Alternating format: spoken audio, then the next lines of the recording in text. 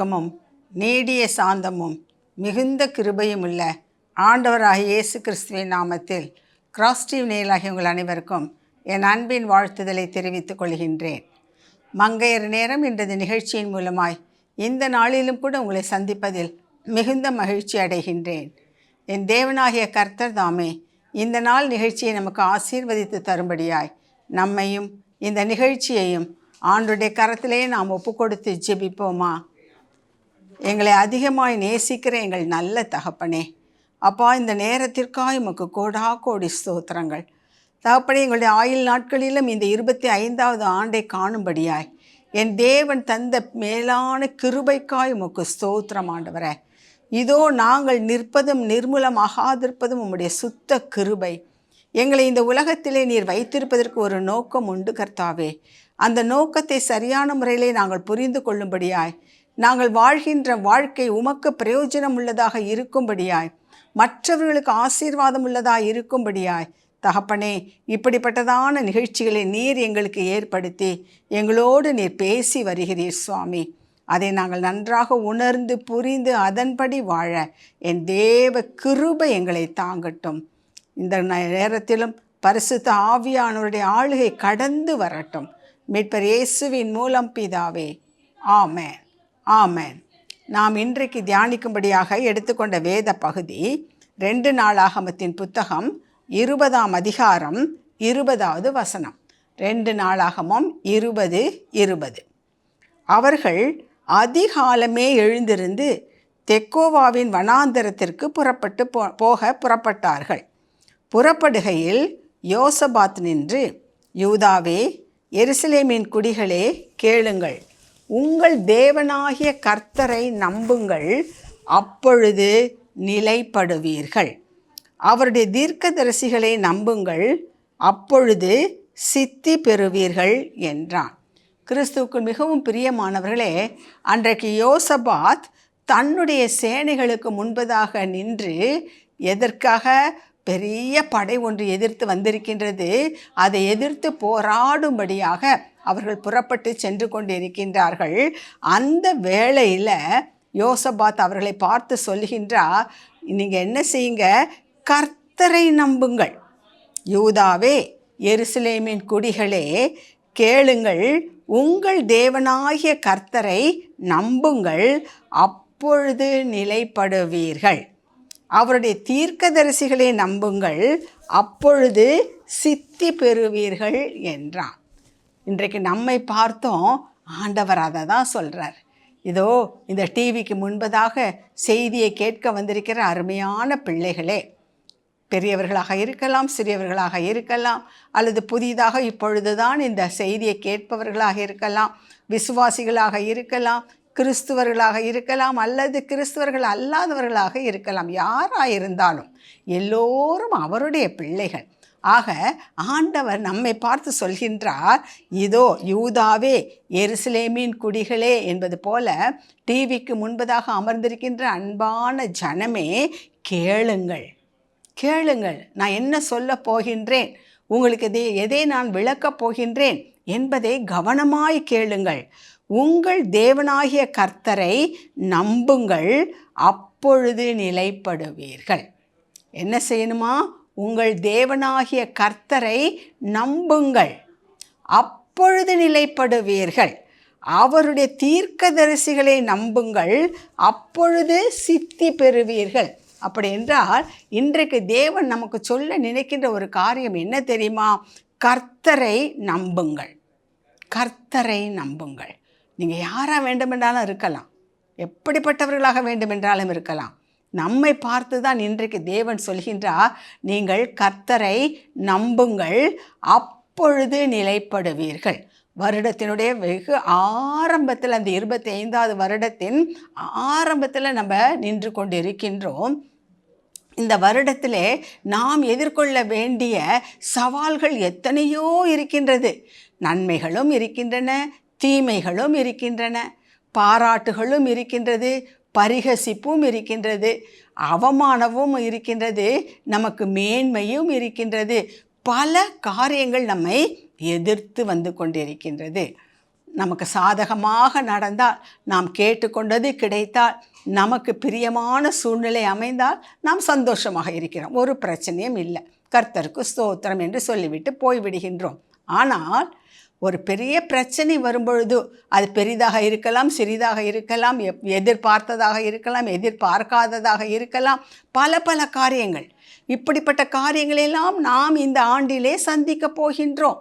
எவ்வளவோ பேர், நமக்கு தெரிந்தவர்கள் நமக்கு எதிர்த்து வருவார்கள், தெரியாதவர்களும் வருவார்கள்.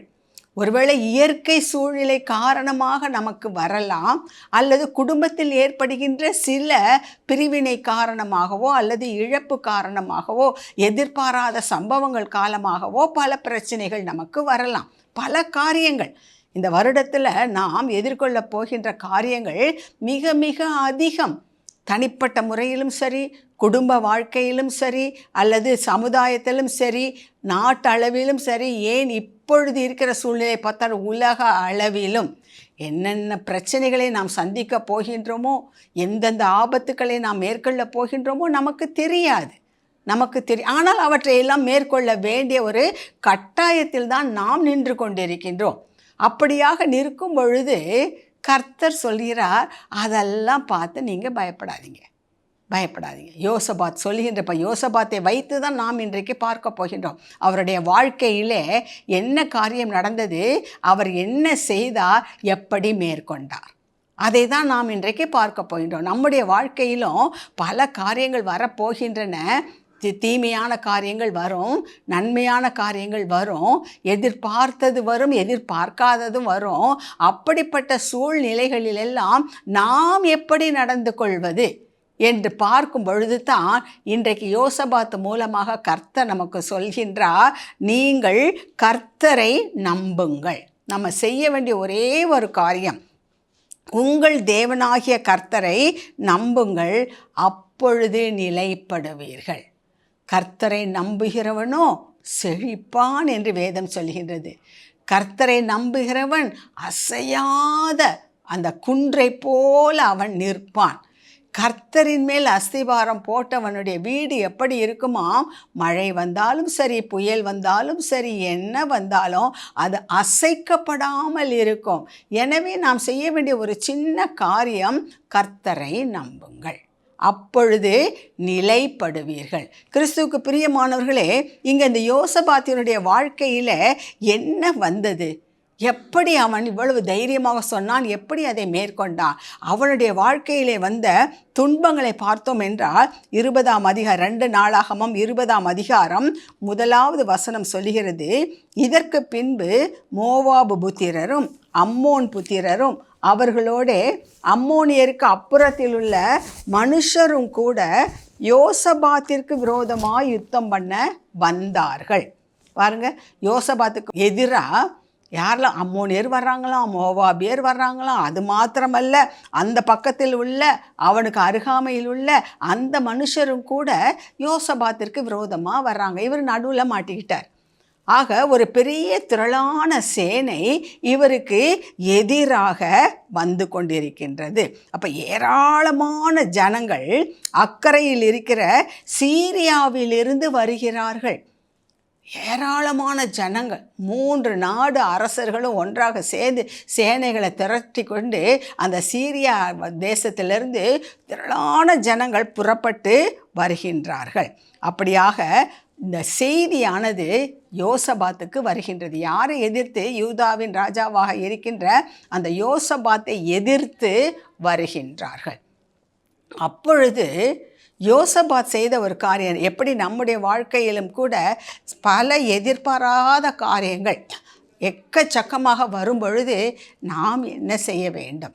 ஒரு சிலர் சொல்லுவாங்க, ஒரு பிரச்சனை 2 பிரச்சனைனா சமாளிக்கலாம், பிரச்சனையே வாழ்க்கையாக மாறினா அதை எப்படி சமாளிப்பது என்று கேட்பார்கள். இங்கே அதற்கு தான் பதில் தருகிறார் யோசபாத். பிரச்சனையே வாழ்க்கை அல்ல, பிரச்சனைகள் எல்லோருக்கும் வருகின்றது, வரும். இந்த உலகத்திலே நாம் இருக்கின்ற வரையிலும் எல்லாருக்கும் ஏதாவது ஒரு வகையில் பிரச்சனைகள் வந்து கொண்டு தான் இருக்கும்.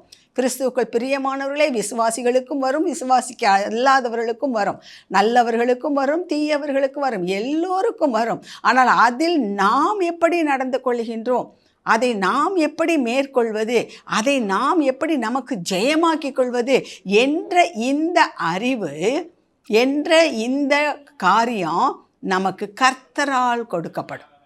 ஆண்டவரை சார்ந்திருக்கும் பொழுது அதை எப்படி மேற்கொள்வது என்பது நமக்கு சொல்லப்படும். இங்கே பாருங்கள், இப்படி எல்லோரும் எதிர்த்து வந்தார்கள். எல்லா மனுஷரும், திரளான ஜனங்கள் யோசபாத்திற்கு விரோதமாய் வந்தார்கள். அப்போ அவன் செய்த ஒரு காரியம் என்ன? 2 நாளாகமம் 20ஆம் அதிகாரம் 3வது வசனம் சொல்லுகிறது, அப்பொழுது யோசபாத் பயந்து கர்த்தரை தேடுவதற்கு ஒருமுகப்பட்டு யூதா எங்கும் உபவாசத்தை கூறுவித்தான். அப்போ இவ்வளோ பிரச்சனை வரும் பொழுது அவன் பயந்தான். பயப்படுறதுன்றது இயல்பாக உள்ள காரியம், அது இயற்கை தான். இதெல்லாம் வந்தாலும் நான் ஒன்றும் பயப்பட மாட்டேன், நான் எதிர்த்து நிற்பேன் என்று யாருமே சொல்ல முடியாது. இப்படியாக திடீரென்று காரியங்கள் வரும் பொழுது எல்லாருடைய உள்ளமும் அசைக்கப்படுவது அது இயல்பான காரியம். அப்போ இவங்கெல்லாம் வர்றாங்க என்பதை கேள்விப்பட்டு அவன் பயப்படுகிறான். பயந்து அவன் ஒன்று செய்கிறான். பயந்து நடுங்கி போய் அங்கே போய் இங்கே போய் சேனாதிபதிகளை கூப்பிட்டு இவங்களை எப்படி எதிர்க்கிறது, எப்படி மேற்கொள்கிறது, இப்படியெல்லாம் அவன் திட்டம் போடலை. அல்லது பெரியவர்களை கூப்பிட்டு ஆலோசனை கேட்கலை. அவன் முதலாவது செய்த ஒரு காரியம் என்ன தெரியுமா? யோசபாத் பயந்து கர்த்தரை தேடுகிறதற்கு ஒருமுகப்பட்டு யூதாவெங்கும் உபவாசத்தை கோருகின்றான். அப்போ துன்பத்துக்கு மத்தியில் ஒரு பிரச்சனை வரும்பொழுது முதலாவது நாம் செய்ய வேண்டிய காரியம் என்ன தெரியுமா? கர்த்தரை நோக்கி நாம் ஒருமுகப்பட வேண்டும். கர்த்தரிடத்தில் முதலாவது போக வேண்டும். ஆண்டவரே, இப்படிப்பட்ட பிரச்சனை இருக்கின்றதே, இதற்கு ஒரு முடிவு நீங்கள் தான் சொல்லணும். இதை நான் எப்படி ஹேண்டில் பண்ணுவது என்பதை நீங்கள் தான் சொல்லணும். எனக்கு ஒன்றும் தெரியாது, நீங்கள் தான் ஆண்டவரை எனக்கு சொல்ல வேண்டும் என்று முதலாவது உங்களுடைய பிரச்சனையை நீங்கள் தேவனிடத்தில் சொல்ல பழகி கொள்ளுங்கள். இன்றைக்கு நம்மில் அநேகருக்கு அந்த பழக்கமே இல்லை. ஒரு பிரச்சனை வந்துட்டுதுன்னா உடனே குடும்பத்தில் நம்மளோட க்ளோஸாக உள்ளவங்கள்ட்ட அதை சொல்லுவோம், நண்பர்கள்ட்ட சொல்லுவோம், அல்லது மற்றவர்களிடம் யாருக்கு நமக்கு யார் மீது நம்பிக்கை இருக்கிறதோ அவர்களிடம் சொல்லுவோம். இல்லை என்றால் இப்போ இவங்களுக்கு நல்ல ஆட்பலம் இருக்கின்றது, அவர்கள் மூலமாக இதை நம்ம சந்தித்து விடலாம். இதோ பண பலம் இருக்கின்றது, இந்த பணத்தை வைத்து நாம் சாதித்து விடலாம். இப்படி உலக பிரகாரமான பல காரியங்களில் நம்முடைய கவனத்தை எல்லாம் சிதறிவிட்டு கடைசியில் ஒன்றுமே நடக்கலை என்ற பொழுது தான் நம்ம எங்கே வர்றோம்? தேவனை தேடி வருகின்றோம். பல முயற்சிகளை நம்ம எடுத்துட்டு அதற்கு பிறகு நாமே நொந்து கொண்டு, நாமே அதைரியப்பட்டு கொண்டு, நம்முடைய மனசை நாமே உடைத்து கொண்டு கடைசியில் வேறு வழியே இல்லை, நம்மால் ஒன்றும் செய்ய முடியாது என்ற ஒரு சூழ்நிலை வரும்பொழுது தான் இன்றைக்கு அநேக மக்கள் தேவனை தேடி வருகின்றார்கள். ஆனால் இங்கே யோசபாத் என்ன செய்தான்? அவ்வளோ பிரச்சனை, எல்லாரும் சூழ்ந்து வருகிறார்கள், திரளான சேனை அவனுக்கு எதிராக வருகின்றது, நெருக்கப்படுகின்ற ஒரு நிலையில் இருக்கின்றான். இவனால் அவர்களை எதிர்த்து போகக்கூடிய சக்தி இவனுக்கு இல்லை. அப்பொழுது அவன் செய்கின்ற ஒரு காரியம், கர்த்தரை நோக்கி ஒருமுகப்படுத்தினான், கர்த்தரை நோக்கி பார்த்தான். இதை கேட்டுக்கொண்டிருக்கின்ற அன்பான சகோதரி, உங்களோட பிரச்சனை எது வேண்டுமென்றாலும் இருந்துவிட்டு போகட்டும். இந்த காலகட்டங்களில் பிள்ளைகள்லாம் எக்ஸாமுக்கு ஆயத்தம் பண்ணி கொண்டு இருப்பாங்க. 10th +2 என்று சொல்லி சிலர் என்ட்ரன்ஸ் எக்ஸாம் இருக்குது, யூனிவர்சிட்டி எக்ஸாமுக்கு அல்லது காம்படிட்டிவ் எக்ஸாமுக்கு, இப்படி எல்லாம் ப்ரிப்பேர் பண்ணி கொண்டு இருப்பார்கள். அப்போ நமக்கெல்லாம் இப்படி இருக்கும், பேரண்ட்ஸுக்கு, வீட்டில் இருக்க பெரியவங்களுக்கெல்லாம், ஐயோ இந்த பிள்ளை எப்படி படிக்க போதோ, எப்படி எழுத போகுதோ, படிக்கிற நேரத்தில் எதுவும் சுகவீனம் வந்துவிடக்கூடாது, பரீட்சை நேரத்தில் எதுவும் சுகவீனம் வந்து விடக்கூடாது, இப்படியாக நம்ம யோசித்து கொண்டு இருப்போம். அல்லது படித்து முடித்த பிள்ளைகள் இருக்குதுன்னா, இந்த பிள்ளைக்கு எப்படி வேலை கிடைக்கும், இப்போ யாருக்குமே சரியாக வேலை கிடைக்கிறது இல்லையே, என் பிள்ளைக்கு கிடைக்குமா, இது ஒரு பிரச்சனை, உடனே இந்த வேலை கிடைக்கிறதுக்கு அங்கே போவோமா, இவங்க சிபாரிசை தேடுவோமா, அல்லது ஒரு சில வழக்குகள் தொடர்ந்து நடந்து கொண்டே பல ஆண்டுகளாக நடந்து கொண்டு இருக்கும். இந்த ஆண்டாவது இதை சீக்கிரம் முடிக்கிறதுக்கு நீங்கள் இப்படியே இருந்தீங்கன்னா சரிப்படாது, நீங்கள் அவரை போய் பாருங்கள், இவரை போய் பாருங்கள், இங்கே போய் பார்த்தா, இந்த ஆஃபீஸரை பார்த்தா, அங்கே போய் பணம் கொடுத்தா இந்த காரியம் நடக்கும். இப்படி தான் மனித ஆலோசனை இருக்கும். இதை கேட்டுக்கிட்டு நம்ம பல காரியங்களை ஈடுபடுகின்ற காரணத்தினால்தான் கிறிஸ்துவுக்குள் பிரியமானவர்களே, நாம் நிம்மதியை இழந்தவர்களாக இருக்கின்றோம், ஏமாற்றப்பட்டவர்களாக இருக்கின்றோம், அந்த பிரச்சனையில் இருந்து நிரந்தரமான தீர்வு இல்லாதவர்களாக இருக்கின்றோம். ஆனால் இங்கே யோசபாத் என்ன செய்தார்? உடனே போய் கர்த்தருடைய சந்நிதியிலே தன் மனதை ஒருமுகப்படுத்தினான் என்று சொல்லி பார்க்கின்றோம். ஒருமுகப்படுத்தி அவன் உபவாசத்தை கூறுவித்தான். ஒருவேளை தனிப்பட்ட முறையில் உங்களுக்கு இருக்கும் என்று சொன்னால் ஒரு பிரச்சனை, ஆண்டவர்கிட்ட சொல்லிட்டு அதற்காக நீங்கள் உபவாசம் இருங்கள். அல்லது குடும்பத்தில் ஒரு பிரச்சனையா எல்லோருமாக சேர்ந்து கர்த்தரிடம் அதை எடுத்து சொல்லி நீங்கள் அதற்காக உபவாசம் இருங்கள். நிச்சயமாக கர்த்தர் அதற்கு உங்களுக்கு விடை தருவார். ஏனென்றால் யோசபாத் அதை தான் செய்தார். கர்த்தர் அதெல்லாம் பார்க்குறார். பிரச்சனை வரும்போது இது எப்படி நடந்து கொள்கிறது, நமக்கு முதலிடம் கொடுக்கின்றதா அல்லது மற்றவெல்லாம் கொடுத்துட்டு வேற வழி இல்லை என்று சொல்லி இங்கு வருகின்றதா, இவற்றையெல்லாம் கர்த்தர் உற்று நோக்கி கொண்டு தான் இருக்கிறார். நீங்கள் செய்வதையும் நான் செய்வதையும் ஆண்டவர் அப்படித்தான் பார்த்து கொண்டிருக்கின்றார். முதலாவது ஆண்டவரிடத்தில் போய் நாம் நம்முடைய காரியத்தை, நம்முடைய மனதை ஒருமுகப்படுத்தி அதற்காக உபவாசிக்கும் பொழுது கர்த்தர் பெரிய காரியங்களை உங்களுடைய வாழ்க்கையிலும் என்னுடைய வாழ்க்கையிலும் செய்வார். ஆக துன்பத்திற்கு மத்தியிலும் அவன் என்ன செய்தான்? முதலாவது தேவனை தேடினான். இப்போ அவனை எதிர்த்து வந்தவங்க மற்றவங்க மட்டுமல்ல. இப்போ இதிலேயே நம்ம என்ன பார்க்கின்றோம் என்று சொன்னால், அந்த 2 நாளாகமத்தின் புத்தகம் 20ஆம் அதிகாரத்தில் 9-10 வசனங்களை வாசித்து பார்த்தோம்னு சொன்னால் அவர் சொல்கிறாரு, எங்கள் மேல் பட்டயம், நியாய தண்டனை, கொள்ளை நோய், பஞ்சம் முதலான தீமைகள் வந்தால் அப்பொழுது உம்முடைய நாமம் இந்த ஆலயத்தில் விளங்குகிறபடியால் நாங்கள் இந்த ஆலயத்திலும் உம்முடைய சந்நிதியிலும் வந்து நின்று எங்கள் இடுக்கணில் உம்மை நோக்கி கூப்பிடுகையில் தேவரீர் கேட்டு ரட்சிப்பீர் என்று சொல்லி இருக்கிறார்கள். ஆண்டவர்கிட்ட தனிப்பட்ட முறையில் சொல்லிட்டு நம்ம என்ன செய்ய வேண்டும்? ஆலயத்திற்கு சென்று அங்கே கூற வேண்டும், ஆண்டவரே நமக்கென்று ஒரு ஆலயம் உண்டு. ஒருவேளை ஒரு சிலர் இருக்கிறார்கள் ஆலயத்திற்கு செல்ல முடியாத சூழ்நிலையில் உள்ளவர்கள். அவர்கள் ஆண்டவரை எங்கே கூப்பிட்டாலும் நீங்கள் வருகிற தேவனாக இருக்கிறீர். ஆகவே நாங்கள் சொல்லுகின்ற காரியத்தை எங்கள் ஜெபத்தை கேட்டு அதற்கு பதில் கொடுக்கிறவராக இருக்கிறேன். எனவே இப்படிப்பட்ட சூழ்நிலையிலே நான் இருக்கும் பொழுது நிச்சயமாக இதை நான் உங்களிடம் சொல்லும் பொழுது நீர் ரட்சிப்பீர் என்று சொல்லி அந்த விசுவாசத்தில் அறிக்கை பண்ண வேண்டும். அடுத்தபடியாக தொடர்ந்து அந்த 10-11 வாசித்தோம்னா, இவனுக்கு எதிராக எதிரிகள் மட்டுமல்ல, வந்த எதிரிகள் எப்படியாம் இவன் தீமை செய்தவர்களோ அல்லது அவர்களுக்கு விரோதமாக போனதினாலோ இப்பொழுது அவர்கள் வரவில்லை. அவன் சொல்லுகின்ற காரியம் என்ன? 10-11 எகிப்தின் அடிமைத்தனத்திலிருந்து இஸ்ரவேல் மக்கள் மீட்கப்பட்டு வரும் பொழுது அவர்கள் பல தேசங்களை கடந்து வந்தார்கள். அப்பொழுது ஆண்டவர் அவர்களை என்ன செய்யலை? அம்மோன் புத்திரர், மோவாபியர், இந்த சேயீர் மலை தேசத்தார், இவங்க வழியாக நீங்கள் போகாதீங்க, ஏன்னா அவங்களாம் யுத்தத்தில் வல்லவர்கள், அவர்களை எதிர்த்து போரிடக்கூடிய அந்த சக்தியும் பலனும் இந்த மக்களிடம் இல்லை என்பதால் ஆண்டவர் கர்த்தர் சொல்கிறாரு, நீங்கள் அந்த பக்கமாக போக வேண்டாம். அதனால் அவங்க அந்த பக்கமே போகலை. அந்த தேசத்தின் அந்த மோவாபு தேசத்தின் வழியாவோ, அம்மோன் தேசத்தின் வழியாவோ, சேயீர் தேசத்தின் வழியாவோ அவங்க போகலை. அதனால் அந்த தேசம் ஒன்றுமே நாசமாகவில்லை, ஒன்றும் பாழ்படவில்லை, ஒன்றும் இவர்களுக்காக எதையும் இழக்கவில்லை. அவர்கள் சேஃபாகத்தான் இருந்தார்கள். அவங்கள டிஸ்டர்ப் பண்ணாமல் தான் அவங்க போனாங்க. ஆனால் அப்படி இருந்தும் அவங்களுக்கு நாங்கள் இந்த நன்மைகளை செய்தோம். இப்போது அவர்கள் என்ன செய்கிறார்கள்? எங்கள் நன்மைக்கு தீமையை சரி கட்ட வந்திருக்கிறார்கள். கிறிஸ்துக்கள் பிரியமானவர்களே, நம்முடைய வாழ்க்கையிலும் கூட அப்படித்தானே. நாம் எத்தனையோ பேருக்கு நன்மையான காரியங்களை செய்திருப்போம், நிறைய காரியங்களை செய்திருப்போம். ஆனால் நமக்கு அவர்கள் தீமை செய்கிறவர்களாக பல நேரங்களிலே மாறிவிடுகின்றார்கள். பல நேரங்களிலே நம் கூடவே தான் இருப்பார்கள், நமக்கு ஆதரவாக இருப்பது போல தான் இருப்பார்கள். ஒரு கட்டம் வரும்பொழுது நமக்கு விரோதமாக சாட்சி கொடுக்க போகிறவர்கள் முதலாவது அவர்களாகத்தான் இருப்பார்கள். அது நமக்கு ஒரு பெரிய இடி விழுந்தது போல காணப்படும். இங்கே அப்படி தான் இருந்தது யோசபாத்துக்கு. அவங்களுக்கெல்லாம் நான் ஒரு குற்றமும் செய்யலை, எங்கள் முன்னோர்களும் செய்யலை. அப்படி இருக்கும் பொழுது இதோ அவர்களும் வருகின்றார்களே என்று சொல்லி அவன் மிகவும் அங்கலாய்த்தான். ஆனாலும் அவன் செய்த ஒரு காரியம் தேவனிடத்தில் தான் வந்தான். தேவனிடத்தில் துன்பம் என்பது நாம் எதிர்பார்க்கின்ற இடத்திலும் வரும், எதிர்பாராத நபர்களிடமிருந்தும் வரும். எது வந்தாலும் இந்த ஆண்டிலே கிறிஸ்துக்கள் பிரியமானவர்களை ஒன்றை கற்றுக்கொள்ளுங்கள். முதலாவது நீங்கள் தேவனிடத்தில், கர்த்தரிடத்தில் உங்களுடைய காரியத்தை சொல்ல பழகி கொள்ளுங்கள். அதை உங்கள் அனுபவமாக்கி கொள்ளுங்கள்.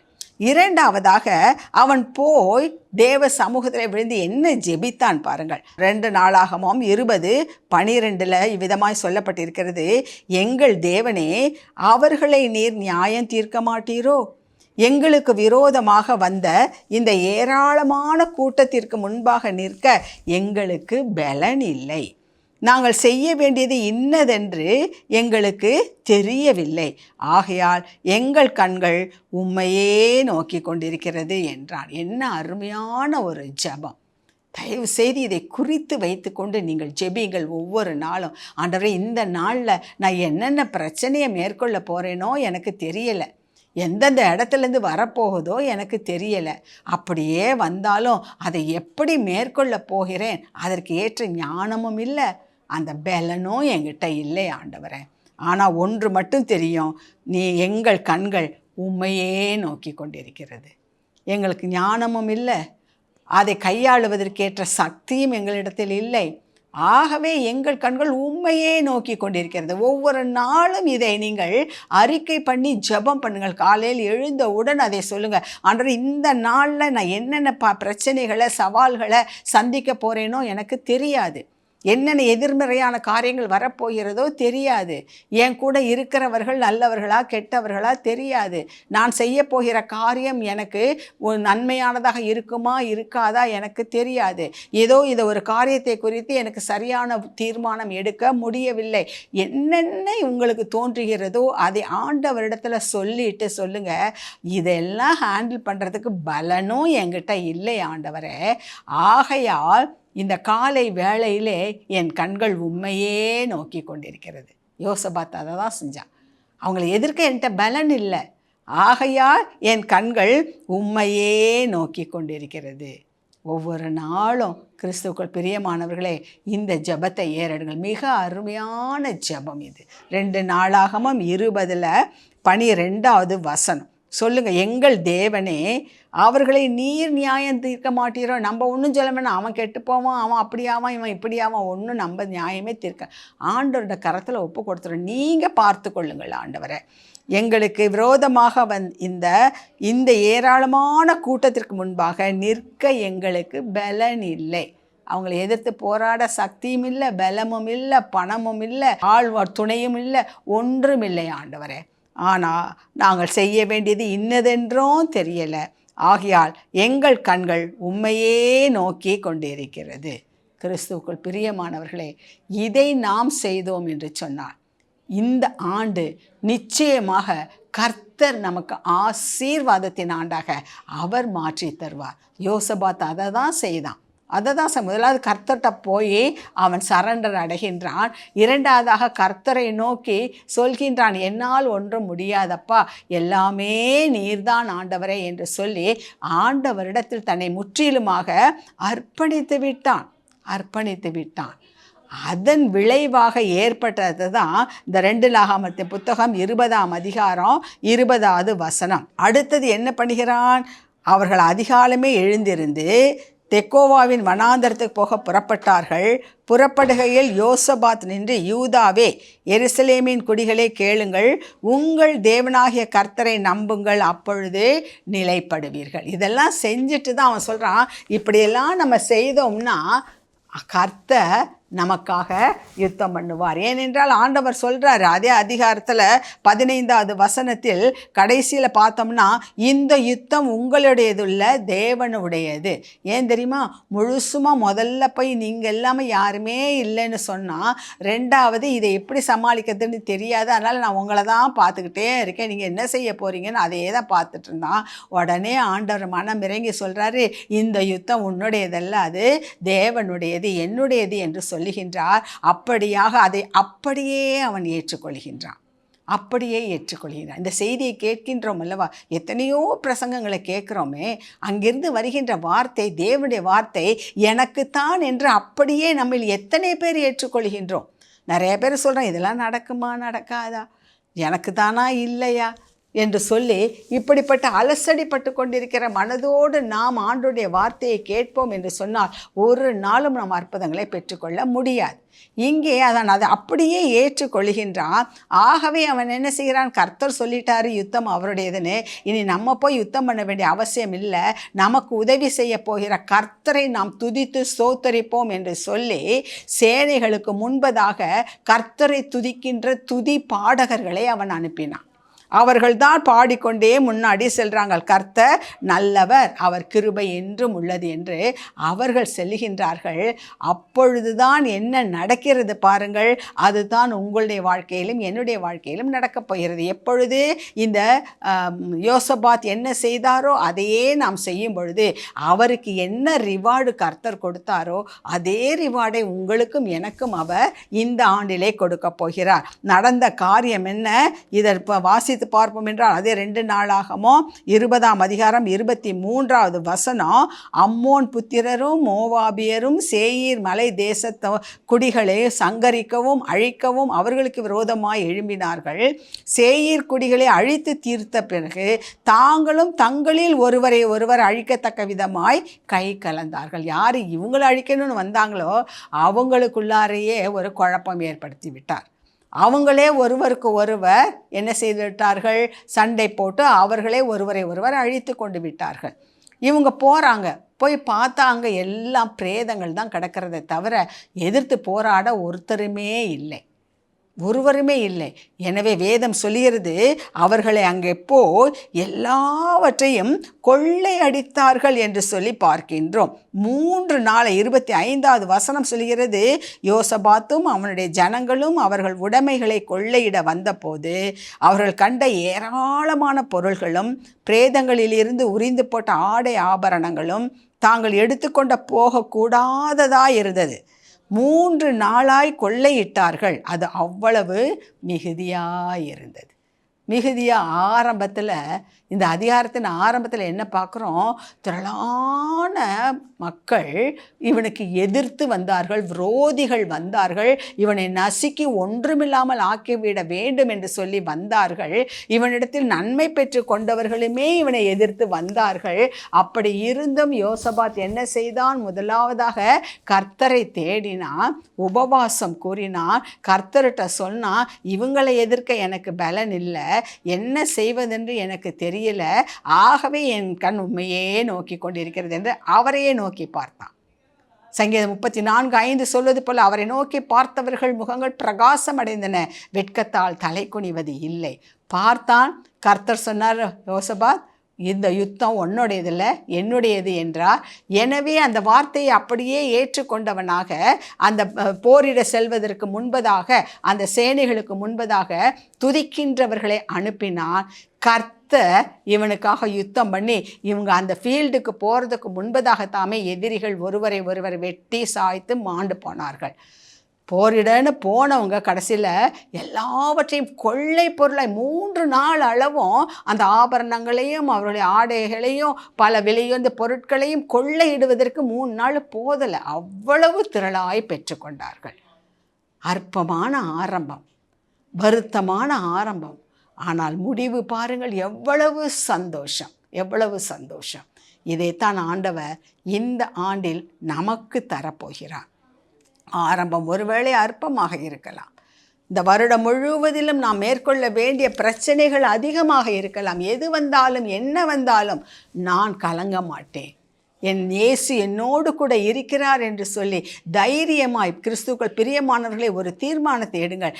என்ன வந்தாலும் முதலாவது நான் தேவனிடத்தில் தான் சொல்லுவேன், என் கர்த்தரிடத்தில் தான் சொல்லுவேன். அதற்கு பிறகு அவருடைய வழிநடத்துதலின்படி நான் என்ன செய்ய வேண்டுமோ அதை செய்வேன். நானாக முந்தி போய் மனிதர்களிடமும் மற்றவர்களிடமும் அதை சொல்ல மாட்டேன். நானாக எனக்குள்ளே வைத்து கொண்டு புழுங்கி கொண்டு இது என்ன ஆகுமோ என்று சொல்ல மனமடிவாக இருந்து கொண்டு சோர்வுற்ற நிலைமையிலே அமைதியை இழந்து சமாதானத்தை இழந்து சந்தோஷத்தை இழந்து நான் இழப்பது மட்டுமல்ல, என் மூலமாக என் குடும்பத்திலும் சமாதானம் இல்லாதபடி செய்து இப்படியாக நான் இனி இருக்க மாட்டேன். எல்லாத்தையும் கர்த்தர்கிட்ட சொல்லிடுவேன். அப்புறம் ஆண்டவர்கிட்ட என்ன சொல்லணும்? இப்படியெல்லாம் இருக்க ஆண்டவரே, இதை செய்வதற்கு ஏற்ற பலன் என்னிடம் இல்லை, அந்த ஞானம் எனக்கிட்ட இல்லை, ஆகவே என் கண்கள் உண்மையே நோக்கி கொண்டிருக்கிறது என்று சொல்லி நாம் ஆண்டவரையே நோக்கி பார்த்தோம் என்று சொன்னால், கிறிஸ்துவுக்குள் பிரியமானவர்களே, இந்த ஆண்டின் இறுதியிலே நீங்கள் ஒரு பெரிய அறுவடையை காண்பீர்கள். பெரிய அறுவடை. நாம் உழைக்காமலே, நாம் முயற்சி எடுக்காமலே, நாம் போரிடாமலே அவரையே நோக்கி பார்த்து கொண்டிருக்கின்ற காரணத்தினால் கர்த்தர் நமக்காக யாவையும் செய்து முடித்து இந்த ஆண்டு நமக்கு ஒரு நிறைவுள்ள ஆண்டாக, மேன்மையின் ஆண்டாக கர்த்தர் நமக்கு கொடுக்க அவர் உண்மையுள்ளவராக இருக்கிறார். அவர் உண்மையுள்ளவராக இருக்கிறார். இதை நாம் விசுவாசிப்போமா? விசுவாசித்தவளே பாக்கியவதி, விசுவாசித்தவனே பாக்கியவான். ஆம், இதை நீங்கள் அப்படியே உங்களுக்கு என்று ஏற்றுக்கொண்டால் அது அப்படியே உங்களுக்கு ஆசீர்வாதமாக மாறும். நாம் இப்பொழுது ஜெபிப்போமா? தகப்பனே, இதோ இந்த வேளையிலும் நீர் எங்களோடு பேசியதற்காய் உமக்கு கோடா கோடி ஸ்தோத்திரங்கள் அப்பா. என்ன செய்வதென்று அறியாமல் அங்கும் இங்கும் ஓடி அலைந்து திரிகிற மானிடராய் நாங்கள் வாழ்கிறோம் சுவாமி. நிம்மதியை இழந்து போகிறோம், சமாதானத்தை இழந்து போகின்றோம். கர்த்தாவே, உம்மிடத்திலிருந்து வர இருக்கின்ற ஆசீர்வாதங்களை பெற்றுக்கொள்வதற்கு நாங்களே தடைகளை வைத்திருக்கிறோம் சுவாமி. இந்த நாளிலும் நீர் எங்களுக்கு அந்த யோசபாத்தின் வாழ்க்கையின் மூலமாய் ஒரு காரியத்தை வெளிப்படுத்தினீர் ஐயா. எல்லாவற்றிற்கும் நாங்கள் உண்மையே சார்ந்திருக்க என் தேவன் கிருபை செய்வீராக. சின்ன காரியமோ பெரிய காரியமோ, ஒன்றோ இரண்டோ அல்லது ஒரு பெரிய திரளான பிரச்சனைகளோ எதுவாக இருந்தாலும் எல்லாவற்றையும் மாற்றி போக வல்லமை உள்ளவர் என் தேவன். அதை மேற்கொள்ளக்கூடிய வல்லமை உம்மிடத்தில் இருக்கிறது. எங்களுக்கு சமாதானத்தையும் சந்தோஷத்தையும் தரக்கூடியவர் நீர் ஒருவர் தான் ஆண்டவரே. எங்களை மேன்மைப்படுத்தக்கூடியவர் நீர் ஒருவர் தான் ஆண்டவரே. நீர் எங்களுக்கு என்று செய்ய நினைத்தது ஒரு நாளும் தடைப்படாது என்பதை அறிந்திருக்கிறோம் சுவாமி. ஆகவே இந்த வேளையிலும் கர்த்தாவே, எங்களை உம்முடைய கரத்திலேயே அர்ப்பணிக்கிறோம் ஐயா. இந்த ஆண்டிலே தகப்பனே, நாங்கள் மேற்கொள்ள இருக்கின்ற எல்லா காரியங்களிலும் நாங்கள் உம்மையே முன்வைக்கிறோம், உம்மையே நாங்கள் முன்வைக்கிறோம் சுவாமி. தகப்பனே, நீர் எங்களோடு தகப்பனாக இருக்கிறீர், எங்கள் வழிகாட்டியாக இருக்கிறீர், ஆலோசனை கர்த்தராக இருக்கிறீர் சுவாமி. நீரே எங்கள் வழியும் ஒளியுமாய் இருக்கிறீர், நீர் எங்கள் சத்தியமாக இருக்கிறீர். ஆகவே நீர் விடுதலை தருகிறவர் ஆண்டவரே.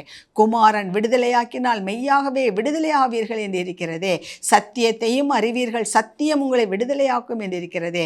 சத்தியமாகிய உண்மை ஆண்டவரே, உறுதியாய் பற்றி கொள்ள எங்களுக்கு கிருபை தாரும். இந்த செய்தியை கேட்டுக்கொண்டிருக்கின்ற ஒவ்வொரு பிள்ளைகளும் ஆண்டவரே, இனி வருகின்ற நாட்களிலே உம்மை மாத்திரம் நோக்கி பார்த்து கொண்டே இருக்க நீங்கள் உதவி செய்யுங்க. ஏனென்றால் எங்களுக்கு பலன் இல்லை ஆண்டவரே.